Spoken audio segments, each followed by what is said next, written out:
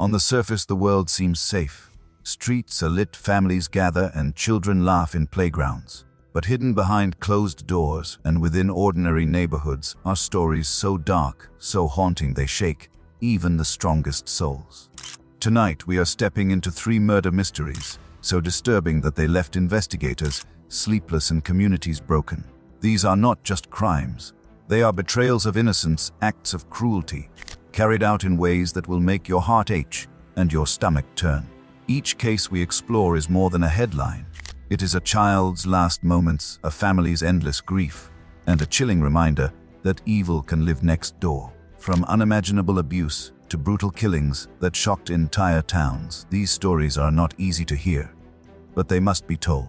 This will definitely make you cry, because once you know what happened, you will never forget the tragedy of Takoda Collins. Some cases are so haunting that even hardened detectives who spend their careers surrounded by crime and violence cannot forget them. They leave behind scars not just on families, but on entire communities. One such case is the story of 10-year-old Takoda Collins, a child whose name became synonymous with unthinkable cruelty.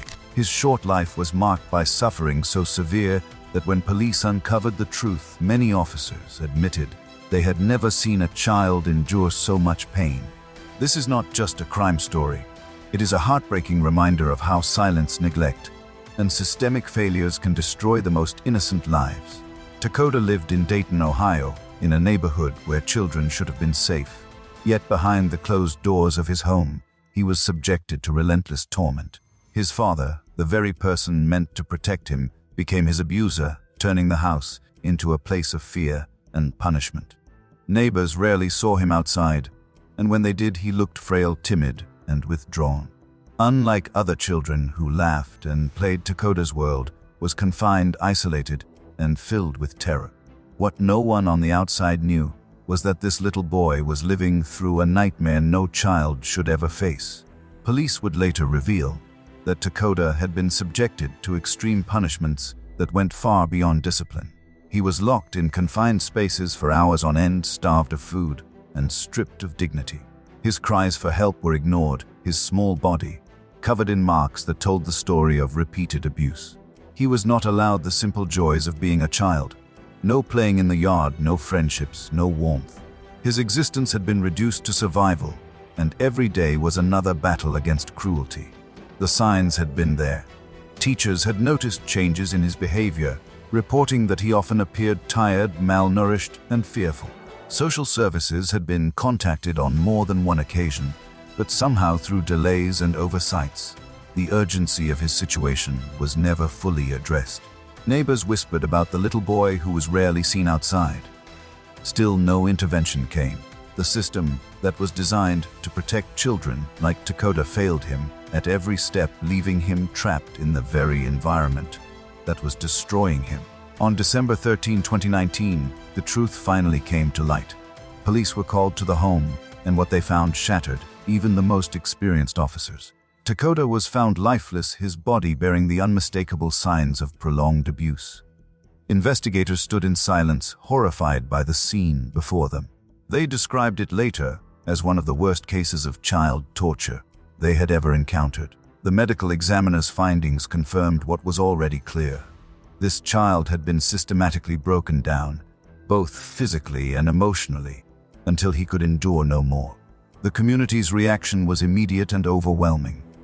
News of Takoda's death spread quickly, leaving parents, teachers, and neighbors in shock. Vigils were held in his memory, people lighting candles and holding up photographs of the boy whose life had been stolen. Many wept openly, unable to comprehend how a child could suffer so much without being rescued. Anger mixed with sorrow as the community demanded answers. How could this happen in their neighborhood? How could a boy who had been seen, reported, and noticed by so many slip through the cracks? The trial that followed revealed disturbing details about Takoda's final months. Prosecutors described how his father had inflicted daily cruelty, stripping him of food, locking him away, and punishing him in ways that amounted to torture. Testimonies painted a picture of a child who had no escape, whose suffering was prolonged and deliberate. The defense had little ground to stand on, and the jury's decision was swift guilty. The father was sentenced to life in prison without parole, a punishment that reflected the severity of his crimes. But while justice was delivered in the courtroom, it brought little comfort to those who knew the boy's pain. For police officers and investigators, the case left emotional scars that never healed. Many admitted that Takoda's face stayed with them long after the trial was over. They had worked countless cases of abuse before, but none that carried the same weight. Some officers said they thought of him every time they tucked their own children into bed, haunted by the idea that a boy could live and die in such despair. For the community, his death was not just a tragedy, but a wake-up call. Child advocacy groups rallied in his name, demanding reforms in social services and child protection systems. They argued that Takoda's case exposed critical flaws, warnings that were ignored, reports that were not acted upon, and a system too overwhelmed to save him. His name became a rallying cry for change, ensuring that his suffering would not be forgotten. The story of Takoda Collins is heartbreaking because it forces us to confront the darkest truths about humanity. It shows us how cruelty can thrive in silence, how abuse can hide behind closed doors, and how a child's voice can go unheard until it is too late. His memory stands as a reminder that protecting children is not just the job of one agency or one person. It is a responsibility shared by all of us. In the end, Takoda's life was tragically short, but his story continues to echo. It teaches us to look closer, to listen more carefully, and to act faster when a child is in danger. And while nothing can erase the pain he endured, his legacy remains a call to vigilance and compassion. He is gone, but his story insists that no other child should ever suffer in silence again. The brutal murder of Jersey Bridgeman. Some tragedies are so devastating that they change the very soul of a town. They turn quiet neighborhoods into haunted places where laughter no longer sounds the same, where parents hold their children closer, and where the memory of one child lingers. One such story is the case of 6-year-old Jersey Bridgeman, a girl whose life was marked by hardship, but who still carried the light of innocence, until that light was violently stolen. Her murder was so brutal that even seasoned investigators, hardened by years of confronting violence, admitted it left them shaken in ways they had never experienced before. Bentonville, Arkansas, was not the kind of place where headlines of brutality were supposed to emerge. A small community where neighbors still trusted each other and children played freely. It was the picture of suburban calm. But on the night of November 20, 2012, that illusion of safety was shattered. Jersey had gone to bed in her home, tucked in by her mother, safe within the walls that were supposed to protect her. By morning, she was gone. The discovery of her disappearance triggered panic and dread. For a parent, waking to find an empty bed where your child should be is the start of an unthinkable nightmare. And for Jersey's mother, it became a reality. The house was searched top to bottom. Doors were locked, windows checked, but Jersey was nowhere to be found. Within minutes, the neighborhood mobilized. Police arrived, neighbors spread out with flashlights, and the once quiet street became filled with anxious faces. Every parent knew the critical truth: when a child vanishes, every second counts. Officers canvassed the neighborhood, knocking on doors, interviewing residents, and searching every corner. The fear in the air was suffocating. Then, just 2 houses away from Jersey's home, the horror was uncovered. Inside an abandoned house, her small body was found. The scene was so disturbing that even experienced officers struggled to keep their composure. What they found was not simply a murder. It was a violent act that spoke of cruelty and betrayal. Jersey had been lured, assaulted, and killed in a manner so brutal that the details were difficult even for police to repeat. Detectives described the crime scene as one of the most chilling they had ever encountered. The very air inside that house seemed heavy, oppressive, as though it carried the weight of evil. Almost immediately, suspicion focused on those closest to the scene. Statistics told investigators that in cases of child abduction and murder, the perpetrator is often someone known to the child, someone nearby. Interviews were conducted with urgency, every neighbor questioned, every movement scrutinized. It did not take long before one man drew the attention of detectives. Zachary Holly, a neighbor who lived only a few doors away. His behavior raised red flags. He seemed overly curious about the investigation, asking questions that went beyond casual concern. Detectives noticed inconsistencies in his statements, his demeanor uneasy, his answers rehearsed. As forensic results began to return, the suspicion hardened into certainty. DNA evidence from the crime scene matched Holly. Fibers and fingerprints added further proof. The weight of evidence was overwhelming. Holly was arrested, and under interrogation, his defenses began to collapse. At first, he denied everything, but as investigators pressed him with the facts, his story shifted. Eventually, he confessed.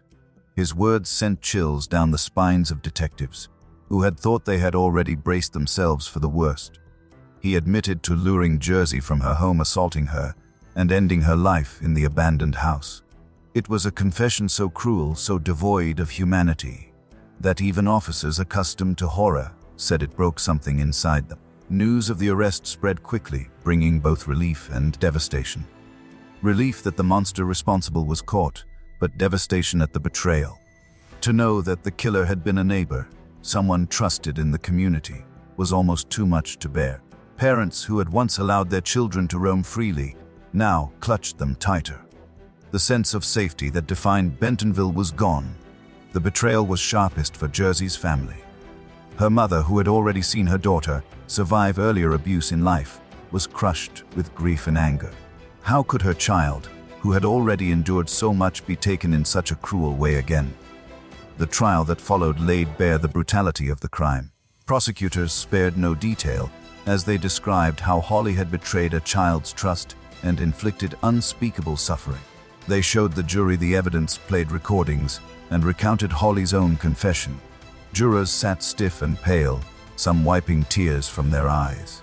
Witnesses spoke about Jersey's short life, her laughter, her kindness, her innocence. Every word about who she was made the crime feel even more unbearable. The defense had little to stand on. Any attempts to argue mental instability or impaired judgment were overwhelmed by the sheer weight of evidence. The jury returned a guilty verdict, and the sentence was death. It was the harshest punishment the system could deliver, but for many it felt hollow. No punishment could ever undo the suffering or bring Jersey back. The impact of her death rippled through the community. Vigils were held, photographs of Jersey surrounded by teddy bears and candles. Her story was told in schools, churches, and advocacy groups. People demanded reforms, pushing for stronger child protection measures and greater awareness. Police departments across the state used her case as a reminder of the urgency in child disappearances. Teachers and social workers pledged to never ignore even the smallest sign of danger. Jersey's story spread far beyond Arkansas. Documentaries, articles, and true crime programs ensured her name would never be forgotten. Some worried about the pain of revisiting the tragedy, but many believed it was necessary. Her story became a symbol of vigilance, a lesson about trust, and a reminder of how vulnerable children are. Her legacy was not only sorrow, it was also a call to action. For her family, the pain never faded. Birthdays came with empty chairs, holidays with silence instead of laughter. But even through grief, they carried her memory forward, determined that she be remembered for more than her death. They spoke of her smile, her light, and her innocence. They wanted the world to remember her not just as a victim, but as a child who deserved so much more than what she was given. The murder of Jersey Bridgeman is one of the most disturbing cases investigators ever faced, not only for its brutality, but for the betrayal it represented. It is a story of innocence stolen, of a community scarred, and of the urgent reminder that children must always be protected. Her name will forever echo as both a tragedy and a warning, one that demands we never look away, never stay silent, and never forget the heartbreaking murder of Victoria Martens. Some cases are so horrifying that they leave an entire nation asking how such evil could exist. They are not just crimes, they are acts of cruelty, so disturbing that even investigators, hardened by years of exposure to violence, confess they have never encountered anything like it. One such tragedy is the case of 10-year-old Victoria Martens from Albuquerque, New Mexico. A child known for her bright smile and kind spirit, Victoria's life was cut short in a way so brutal and unimaginable that police officers, medics, and prosecutors alike were shaken to their core. Victoria lived with her mother, and by most outward appearances, she was like any other child. She loved playing, laughing, and making friends. Teachers described her as cheerful and polite, the kind of child who lit up the classroom. But beneath the surface, danger lurked closer than anyone realized. The very home that should have been her safe place became the setting of her greatest nightmare. On August 24, 2016, police in Albuquerque responded to what initially sounded like a medical emergency. But when they entered the apartment, they found a scene so gruesome that some officers later admitted they would never forget it for the rest of their lives. In a bathroom of the home, they discovered the body of Victoria Martens. The brutality of what had been done to her stunned even the most experienced detectives. She had been drugged, assaulted, strangled, and then her body mutilated in a way that left investigators shaken to their very core. Even among the darkest cases, this one stood apart as something beyond comprehension. The details revealed later in court documents and police reports were almost too disturbing to speak aloud. Victoria's own mother, along with her boyfriend and another accomplice, had been involved in the crime.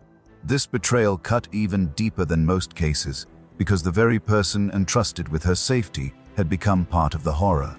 Investigators would later say that it was one of the most disturbing betrayals of maternal duty they had ever encountered. The investigation moved quickly. Within hours, all three suspects were taken into custody. The mother, Michelle Martens, gave statements to police that stunned the public. She admitted that she had not only failed to protect her daughter, but had allowed dangerous people into her life, leading directly to the child's death. The sheer coldness of her admissions horrified the community. Forensic evidence supported every detail, confirming the unimaginable suffering Victoria endured in her final moments.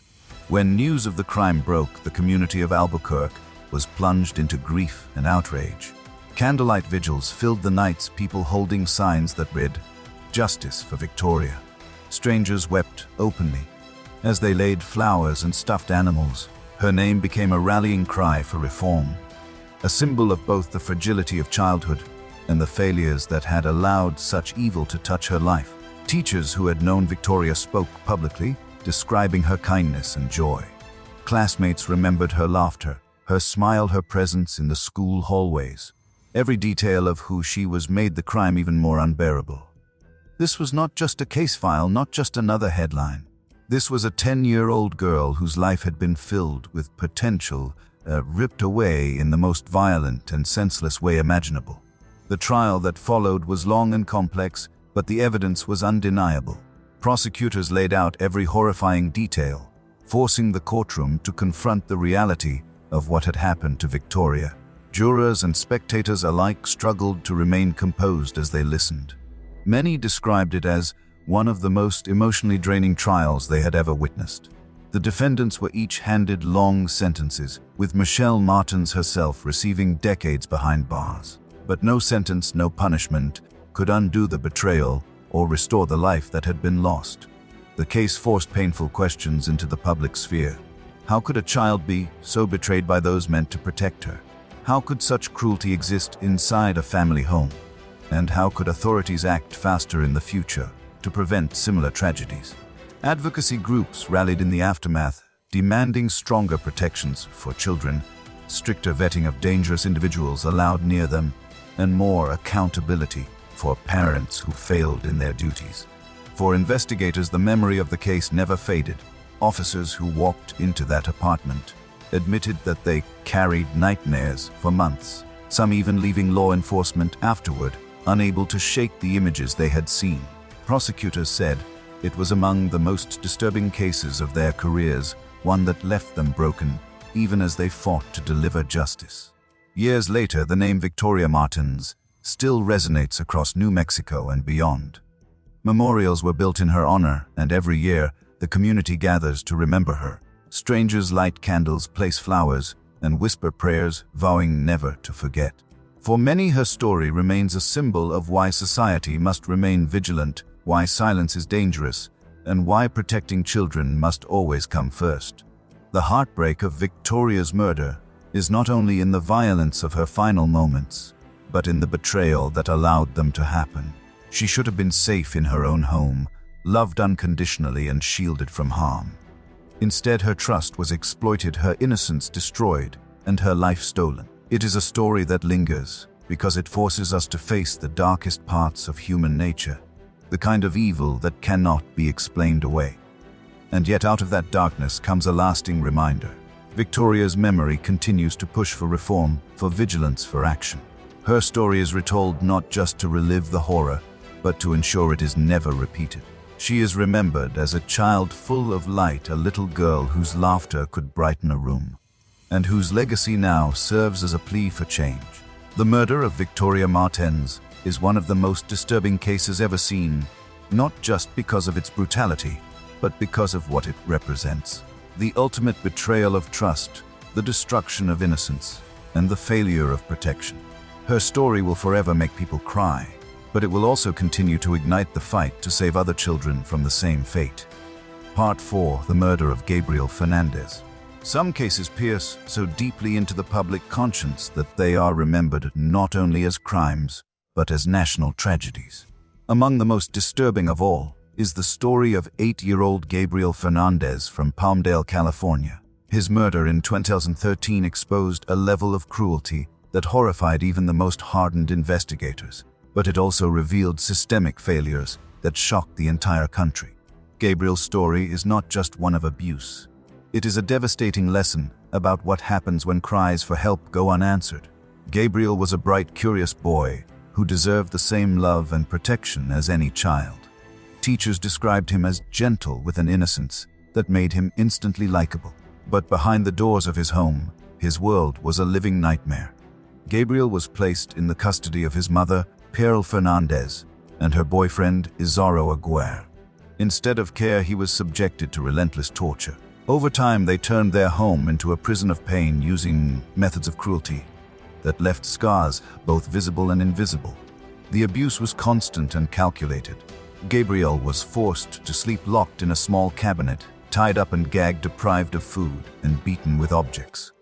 He was pepper-sprayed, burned, and shot with BB guns. Investigators later discovered chilling details. Gabriel was often punished for the smallest things or for imagined offenses, his tormentors taking satisfaction in breaking him down. Despite being only 8 years old, Gabriel endured suffering that no adult could withstand. Teachers noticed immediately that something was wrong. Gabriel came to school with bruises, burns, and injuries that clearly pointed to abuse. When asked, he sometimes admitted the truth, telling teachers that his mother hit him or that he was forced to eat spoiled food. Teachers did what they were trained to do. They called Child Protective Services. Reports were filed again and again. Yet, shockingly, no effective intervention came. Social workers visited his home, but failed to remove him. Each time, Gabriel was returned to the very place where his torture continued. The system that should have been his shield left him defenseless. On May 22, 2013, Gabriel's suffering came to its final horrific end. Emergency responders were called to the home after Pearl and Asaro reported that the boy was unresponsive. When paramedics arrived, they found him battered, bruised, and barely clinging to life. He was rushed to the hospital, but the extent of his injuries was catastrophic. Gabriel's body bore evidence of prolonged abuse: broken ribs, fractured skull, burns, cuts, and internal bleeding. After 2 days on life support, Gabriel died. Doctors and nurses who treated him broke down in tears. Some said it was the worst case of child abuse they had ever seen. Seasoned police officers described the crime as haunting beyond words. Even prosecutors who handled homicide cases daily admitted that Gabriel's murder left them emotionally destroyed. The trial of Asaro Aguirre and Pearl Fernandez became one of the most closely watched in California's history. Aguirre, the boyfriend, was portrayed as the ringleader of the abuse, someone who took pleasure in cruelty. Prosecutors presented photographs, medical testimony, and witness accounts that painted a devastating picture. They argued that this was not neglect, it was torture, carried out deliberately again and again until Gabriel's body could take no more. Aguirre was sentenced to death, while Pearl Fernandez received life in prison without parole. But Gabriel's story did not end with the trial. The revelations of how many warning signs had been ignored sparked outrage across the country. Reports had been filed by teachers,